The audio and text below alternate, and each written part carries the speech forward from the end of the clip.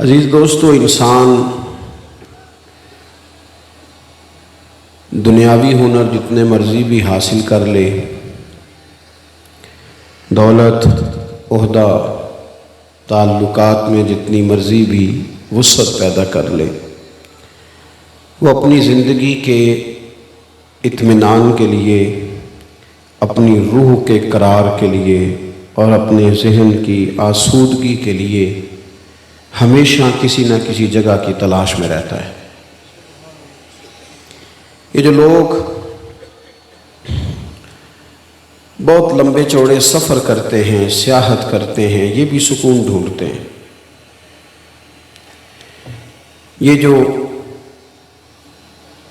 بڑے بڑے محلات بناتے ہیں، بڑے بڑے گھر بناتے ہیں، بڑے بڑے ان کے ارد گرد آسائشیں اور آسانیاں کرتے ہیں، یہ بھی آرام چاہتے ہیں۔ بڑے بڑے پیروں کے آستانوں پر جا کے لوگوں نے بڑے بڑے دھوکے بھی کھائے، لیکن سکون کے لیے گئے، اطمینان کے لیے گئے۔ یہ محافل کا انعقاد، آپ میں سے ڈھیر سارے لوگوں کی فوٹو نہیں آئے گی، ڈھیر سارے لوگ ہوں گے جن کو اسٹیج پہ جگہ نہیں ملے گی، ڈھیر سارے لوگ ہوں گے جن کا نام ذکر نہیں کیا جائے گا۔ اکثر جو لوگ زیادہ پیچھے بیٹھتے ہیں، محسوس ہوتا ہے کہ زیادہ اخلاص والے۔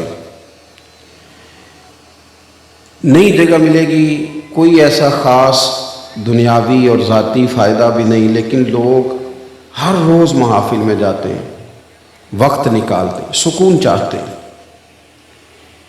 کچھ ایسی جگہ تلاش کرتے ہیں جہاں انہیں قلبی روحانی اطمینان حاصل ہو۔ زندگی سہم سی جاتی ہے، ایک کام کر کر کے بندہ تھک سا جاتا ہے۔ مختلف الخیال لوگوں سے ملاقات کر کے ذہن کئی دفعہ الجھ جاتا ہے۔ انسان ڈھونڈتا رہا کہ چلو کوئی جگہ ملے، میں کسی کو اپنا پیشوا بنا لوں۔ اب وہ جس کے پیچھے بھی گیا، جس کے پیچھے بھی گیا، اسے کہیں نہ کہیں کوئی نہ کوئی کمی نظر آ گئی۔ سارے انسان جو تھے، انسانوں میں کمزوریاں ہوتی ہیں، انسانوں میں غلطیاں ہوتی ہیں۔ انسان ساری محنت کے باوجود بھی بہت ساری جگہوں پہ پیچھے رہ جاتے ہیں۔ کچھ انسان ایسے ہوتے ہیں جو کامل ہوتے ہیں، مکمل ہوتے ہیں۔ ان کا تذکرہ قرآن مجید نے کہا کہ یہ انعام یافتہ لوگ ہیں۔ کون کون؟ ایک تو صالحین، اللہ کے نیک بندے،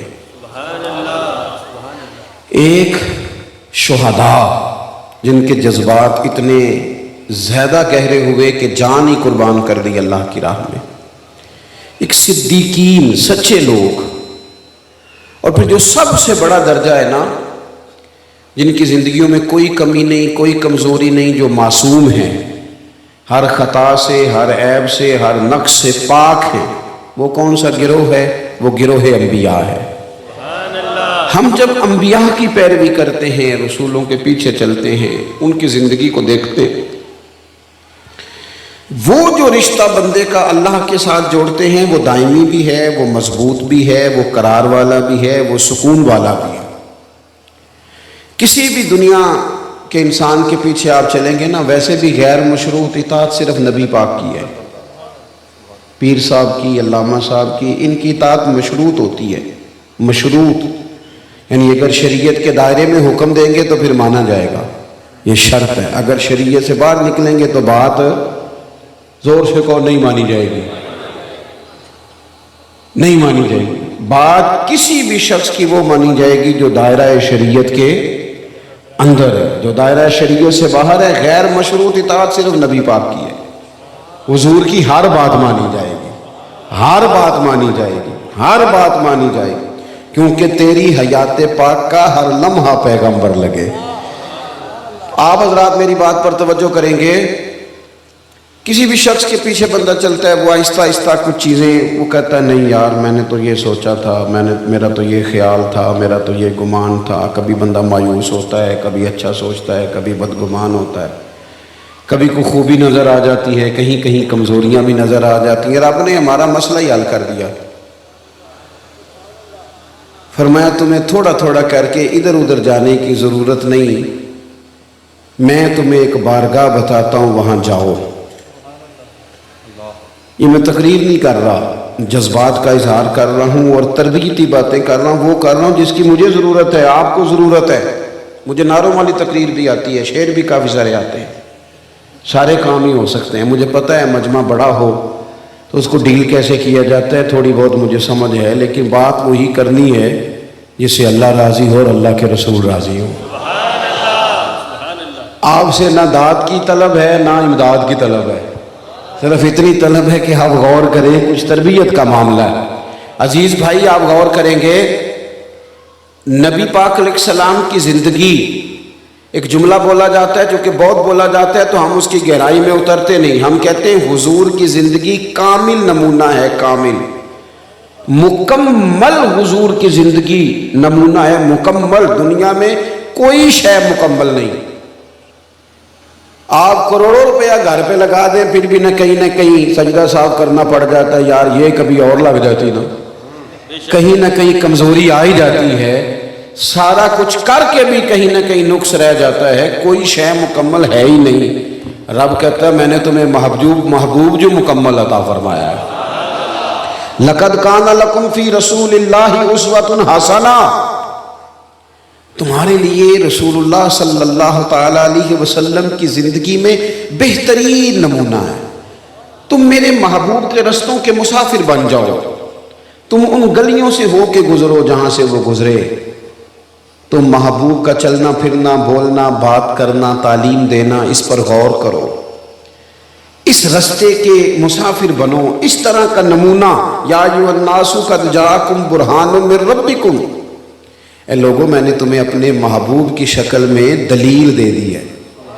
یہ ایک دلیل ہے کہ تمہیں رب تک کیسے آنا ہے، تمہیں اپنی زندگی میں باشعور باوقار کیسے وقت گزارنا ہے، تمہارے ارد گرد جو لوگ ہیں ان کو تم نے کیسے فائدہ دینا ہے۔ نبی پاک علیہ، ویسے تو یہ آیت عام ہے، اگر اس کی آواز تھوڑی ٹھیک کی جا سکے نا جی تو کر دیں، اللہ جزائے خیر دے، تھوڑی سی کھول دیں اور پھٹے نہ آواز، ایکو بھی تھوڑی کم ہی رہے تو اچھا ہے۔ آپ حضرات توجہ کریں گے، ویسے تو یہ آیت عام ہے، پھر غور کریں آپ میری بات پر، لیکن یہ آیت جب نازل ہوئی ہے نا، لَقَدْ كَانَ لَكُمْ فِي رَسُولِ اللَّهِ أُسْوَةٌ حَسَنَةٌ، یہ حالات آپ نے تھوڑے سمجھنے، حالات کس طرح کے تھے۔ ہمارے ہاں نا گھبرا جانا بڑا عام ہے، ڈسٹرب ہو جانا بڑا عام ہے۔ گھبرایا بندہ وہ نہیں ہوتا جو زیادہ سوچ رہا ہوتا ہے، جو بہت زیادہ باتیں کر رہا ہوتا ہے وہ بھی گھبرایا ہوا ہوتا ہے، جو زیادہ وضاحتیں دے رہا ہوتا ہے وہ بھی ٹینشن میں ہوتا ہے۔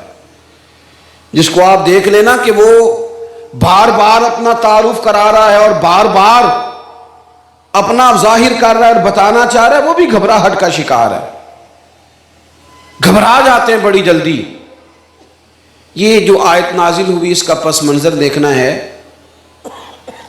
جس میں اللہ نے ہمیں کہا کہ یہ انداز دیکھو میرے محبوب کا، یہ تمہارے لیے کامل نمونہ۔ آیت نازل کب ہوئی؟ یہ غزوہ خندق کے موقع پہ نازل ہوئی۔ جتنے کفار تھے قریش، وہ سب ایک جگہ بیٹھے، سب نے اکٹھے ہو کر مدینہ شریف پہ حملہ کر دیا۔ جب ادھر سے سارے کافر اکٹھے ہو کے آ گئے تو مدینہ شریف میں جن یہودیوں سے مسلمانوں کا معاہدہ تھا ساتھ چلنے کا، وہ معاہدہ توڑ کے الگ ہو گئے۔ منافقین جو بڑے جھوٹے دعوے کرتے تھے وہ بھی الگ ہو گئے۔ معاشی حالات اتنے کمزور تھے کہ صحابہ نے پیڑ پہ پتھر باندھے ہیں، بھوک اتنی ہے، موسم سخت سردی کا، ہر طرف سے حالات، وہ دکھ کئی دفعہ کٹھے نہیں آ جاتے سارے، دکھاں دے گل ٹلیاں بنو، یہ چپ چپیتے ہی آ جاندے نے، سارے کٹھے آ جاتے ہیں، پتہ ہی نہیں چلتا، سارے دکھ سارے غم کٹھے ہی۔ کافر سارے آ گئے، اندر جن سے معاہدہ تھا وہ توڑ گئے، بھوک شدت کی، موسم سختی کا۔ حضور نے صحابہ کو بٹھایا، فرمایا مشورہ دو بھئی مقابلہ کیسے کرنا ہے۔ کرنا مقابلہ ہی ہے، ہم تو اندر بیٹھ کے رونا شروع کر دیتے ہیں، کبھی اس کو دکھ سنا، کبھی اس کو سنا، کبھی وہ کیا کر لے گا بندہ، کوئی آپ کے سامنے آپ کو تسلی دے گا، باہر جا کے کہے گا جب بھی ملو روتا ہی رہتا ہے، یہ تو اس کے تو حالات ٹھیک ہی نہیں ہوتے، کیا ضرورت ہے۔ دکھ اللہ رسول کو بتائے جائیں، महबूब ने सहाबा से कहा बताओ भाई क्या करना है, सब ने मशवरे दिए। मशवरा देना चाहिए, हमारे यहाँ लोग मशवरा नहीं देते, हुक्म देते। कहते जे मेरी मननी नहीं सी तो फिर मैनू पूछया क्यों सी, भाई तुहाडे कोलों मशवरा मंगया सी, हुक्म नहीं सी मंगया।